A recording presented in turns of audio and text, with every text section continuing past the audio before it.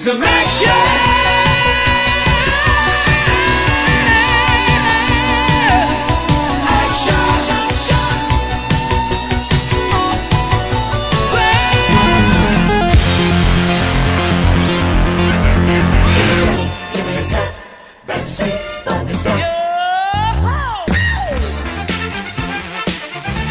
Hey, I'm Larissa. Welcome to Goblins of Discord.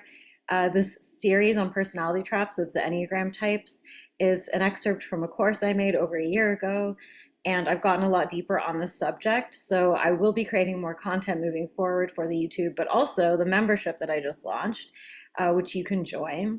And I'll be doing live calls and things of that nature. So there'll be a pathway for people to ask questions about this and how to work with this. And also, if you are like, damn, I'm living my self-fulfilling Enneagram hell prophecy, Larissa, what do I do? I need help right now. Well, you can also book calls with me to do coaching. And you can also get typed if you're like, I don't know, I'm just in hell. I don't know what hell, but I am in hell. You can book a typing call with me. And again, the membership is like the low tier, low financial investment way to also work with me, and you get discount on services. So I hope that you'll check out my brand new shiny little membership. And don't know why I'm doing all these voices, and hope that you enjoy this series and get something from it, or dig deeper into the whole depression since learning your type. Okay.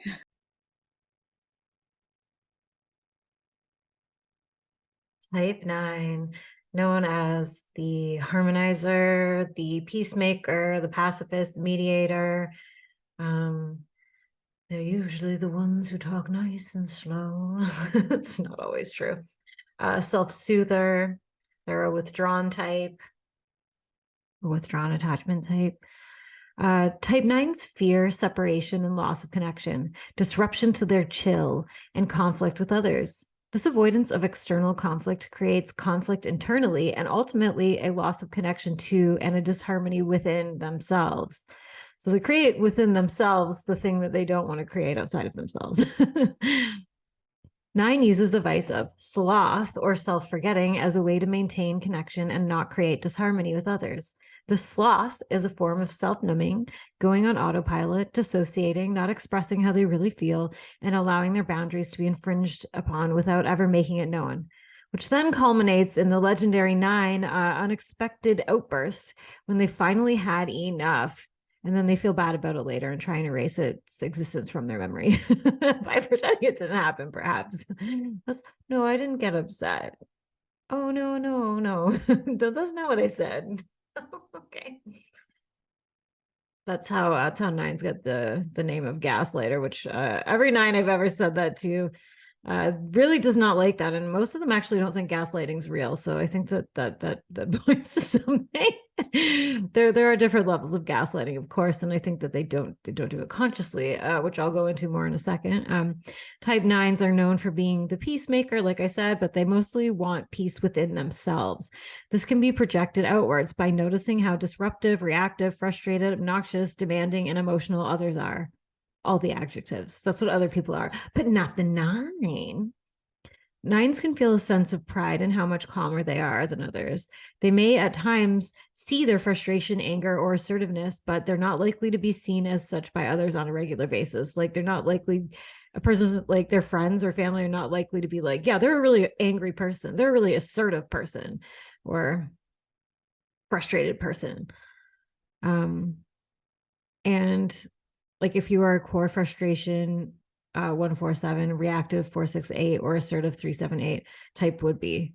So it's like 9s might have like these little outbursts, but it's not their baseline. And they will often judge themselves or feel like they've overstepped or overreacted when they do access that. And then it's like, and then they don't want to do that again. And then they avoid it again for another 6 months. And then it boils over again. Speaking from experience with a bunch of 9s in my family, you get mad at me. Every half episode, every half quarter, every 2 quarters. this peacemaker tendency, I kind of wish I hadn't used that word again and again, also manifests in self-erasing behaviors, not asserting their views or needs, not saying no to things that they don't really want to do, and then they ghost. Oh, I slept through it. Oh, I didn't see your message. Oh, I only just looked at my phone now. Oh, my dog died. Oh, my I fell in a lake. Oh, I don't know. I just like I don't know. I somebody drugged me. And they also often don't do what they really want because they fear what will happen if they do, or they do what they want but then they lie about it after. No, I didn't do that. I didn't say that. I didn't. No. And again, this is what leads to like the gaslighty stuff. I personally think threes and nines are big gaslighters, but I mean other types can do it too, obviously. This is my anecdotal experience with with gaslighting. All types can do it. I've heard stories about sevens doing it. I've heard stories about sixes doing it. It's whatever. So yeah, this behavior can seem gaslighty to the people around them, especially if especially received by like reactive types, or reactive types where they're like, just fucking say it. Like, I know there's a problem, just fucking say it. And then the nine's like, no, there's no problem. Okay. Or you got like more the assertive energy going on, and then it's like chop chop, like let's just get to it. Like what? Just spit it out. And then the nine gets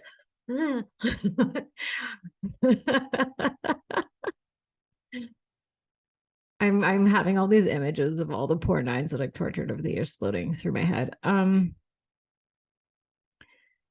So yeah, it's easier for them in their minds, in their ego boundary, their personality type, to just dissociate and deny than poke the hornet's nest.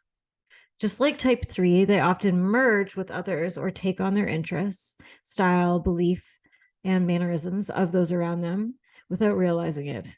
And then when they find like a new partner or a friend group, if that happens, or like an interest, they can morph into what can seem like a totally different person, almost like somewhat abruptly, to the surprise of those around them.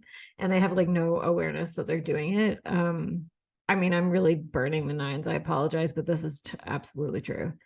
But again, this is like a 3 and a 9 thing. Sometimes sixes, but less six, more 3 and 9 behavior. If the 9 has reached let's get chaotic time, they are usually under a great deal of stress and have bottled up, self-erased, had their boundaries shot full of bullet holes from this person and that person who may not even know the 9 feels that way. And they've neglected themselves to the point where they just cannot cope anymore. For the 9 to overcome this trap and feel truly whole, they must become clear on what they want, free of the influence of others, to self-initiate and take action on their needs on their own, without prompting, without pressure from others, embody their boundaries, be vocal and firm with their no's. They must locate themselves and move from vague potentials into specific desires, beliefs, opinions, and making decisions. So this is where like 9s and 7s can overlap in that they both have sort of greener pastures a little bit syndrome, like where like 7s, like 9s can often get like, oh, I want to do this and maybe I'll do this, and they'll dream a lot about what they could do or what could be, and but 7s usually are more active about it, and 9s often even just forget like that they did that. So they can start by allowing themselves to feel safe, to have boundaries, to say no, to get clear on what they want, whether it's in their overall life path or in the moment, or like moment by moment decisions, like, and that they're safe to be decisive and commit. So yeah, it's really good practice for them, for 9s, to be like, drop in the moment and be like, actually, I don't want to do this. I don't want to do that. Because 9s merge into an idealized other, like their partner, their close friends, etc. Or like, I mean, it could even be like a group, like it could just be like if there's like a specific aesthetic of the group or whatever. And this makes them feel safe and connected. A really powerful thing for them is to be present, like I said, in the moment, and find their location and their North Star. Like, what do they truly believe? Like, what do they not believe? Like, what actually bothers them? What doesn't bother them? Like, what do they like? What do they don't like? really not like. So yeah, again, practice calm disagreement and boundary enforcement. Say their actual opinion when they disagree with something. Say no when they don't want to do something. Prioritize their own needs and not feel as if they have to obfuscate it. Like it's like it's like trying to break up with a nine. It's like I've heard so many stories just in the various groups, but I also dated a guy who was, I'm pretty sure, 911, and he told me that like his ex-girlfriend before me, who I also think was a 911, just one day was like, I'm moving out, I'm going back to the country she was from. And he was like, okay. And they were together for like 2 years, and that was it. That's like they just weren't together. It wasn't even like a breakup. It was just like she left and then it was over. So I think when I pressed him further, he was like, well, I didn't really know that I don't really want to be with her that much and blah, blah, blah.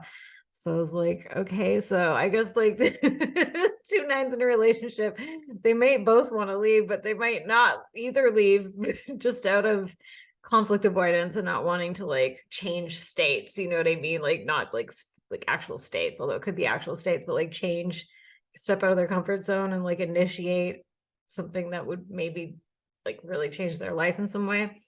So yeah, it's very important for nines to really allow themselves to be present and feel safe expressing their thoughts. And the thing is, here's another thing that has come up a lot with nines when I talk to, when I'm working with nines and stuff, is that they don't actually like know like what they want sometimes, where it's like, well, I might change my mind later, or well, I don't know if I really even do want that. Like, and so this is actually a practice where it's like, well, if you do feel like that, then just as an exercise, just pick a location, just pick a point of view for the sake of it, and not the one that's in agreement, but just pick a point of view that's like, I like this movie because of this.